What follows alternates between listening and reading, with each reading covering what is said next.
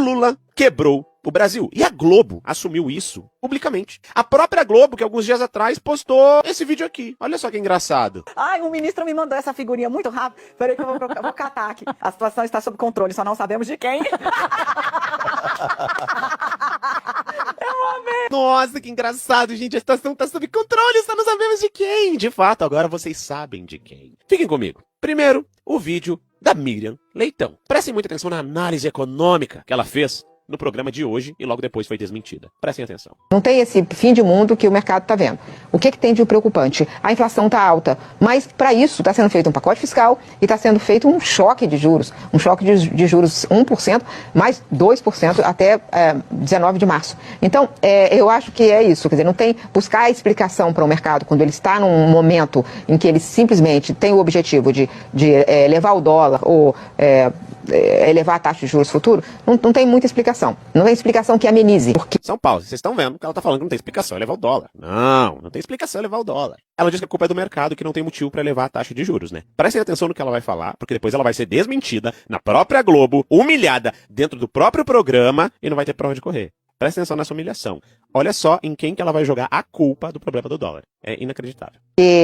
Não houve uma deterioração fiscal grave nos últimos 2 anos que levasse a esse resultado. E digo mais, o governo Bolsonaro, ele pedalou. Ele deixou de pagar 93 bilhões de dívidas vencidas, judiciárias vencidas, que tinha que pagar, e quem pagou foi o atual governo. Então isso fez um déficit maior no ano passado, e esse ano vai ser um déficit muito menor do que no ano passado, e além disso, muito menor do que o próprio mercado esperava. Então, concordando... São Paulo, ela jogou a culpa no Bolsonaro, vocês já estão percebendo, dizendo que esse ano vai ter déficit menor. Eu vou contar pra vocês o que o governo tá fazendo daqui a pouco. Vocês já vão entender.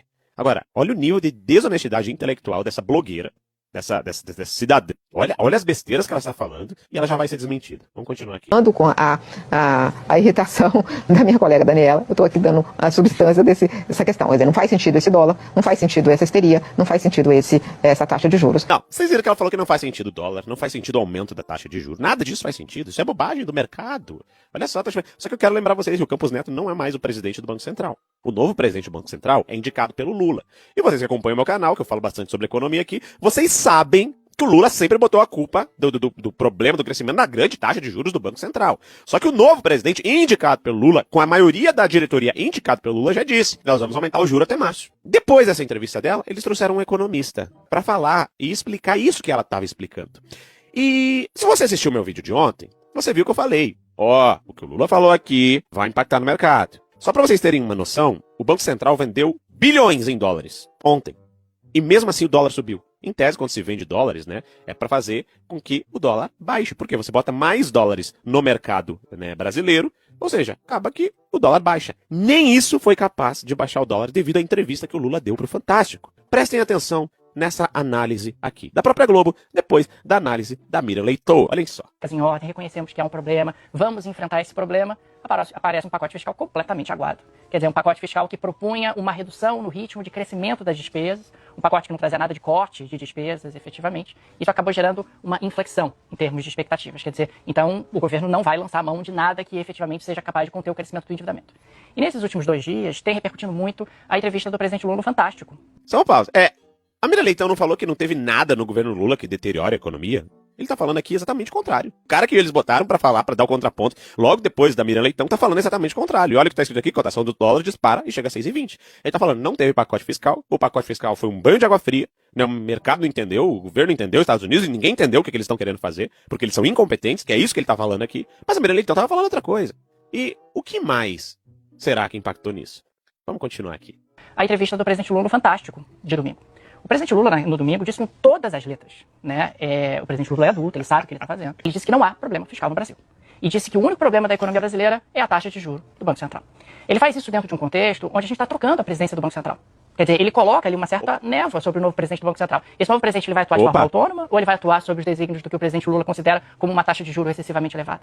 E quando ele diz que não há um problema fiscal, e a gente sabe que é um problema fiscal, não é uma opinião isso, é matemática. É só você olhar para as projeções. Não sou eu que estou dizendo que é um problema fiscal. O Tesouro Nacional sabe que tem um problema fiscal. A equipe econômica sabe que há um problema fiscal. Ele, na prática, ele sinaliza de que ele não está genuinamente comprometido sequer em sinalizar, aqui a gente não está nem falando de resolver, mas sequer sinalizar de que o governo dele tem algum compromisso com o equacionamento desse problema. Existe aí uma preocupação. Gente, já vou continuar o vídeo, não parou por aqui. Vocês estão ouvindo o que ele está falando? Que o governo Lula está dando todos os sinais de que ele não sinaliza de que ele quer resolver o problema fiscal do Brasil.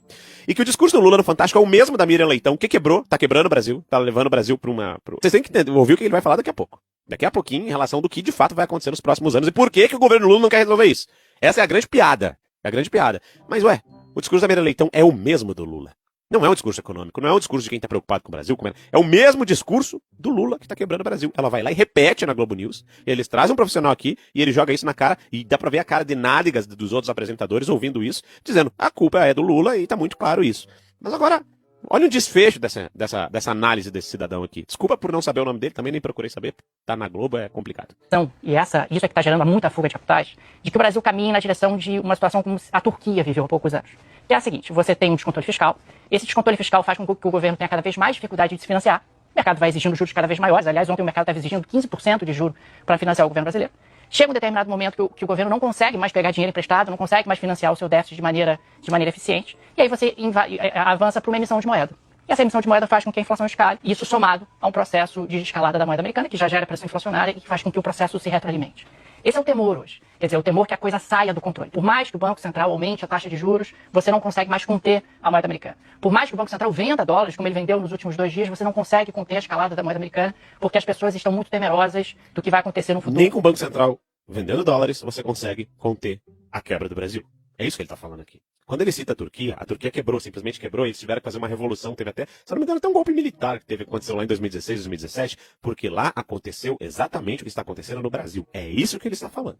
Para quem não contextualizou, estou contextualizando para vocês.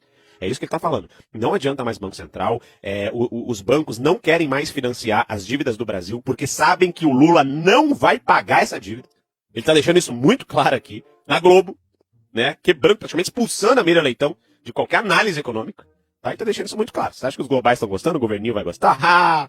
Vamos continuar aqui, vamos ver. No futuro não muito distante. Me parece que o governo sabe que é um problema, mas pelo menos do ponto de vista político, a aposta, pelo menos até agora, é de, olha, vamos jogar esse problema mais pra frente, depois de 2026, quem sabe, a gente resolve e tal, e aí a gente enfrenta isso de maneira mais estruturante, até lá, não vamos mexer nisso. Porque isso vai trazer um impacto político grande, vai causar um desgaste grande. E claro, se você também tem um Congresso, onde o presidente do Senado e o presidente da Câmara sumiram nesses 2 dias, ninguém fala sobre isso, então o país está na sua própria sorte, do ponto de vista fiscal. Porque, já que não há um problema, vamos simplesmente fingir que nada está acontecendo e a reação das pessoas diante disso é se proteger, comprar dólares e mandar o dinheiro para fora do país.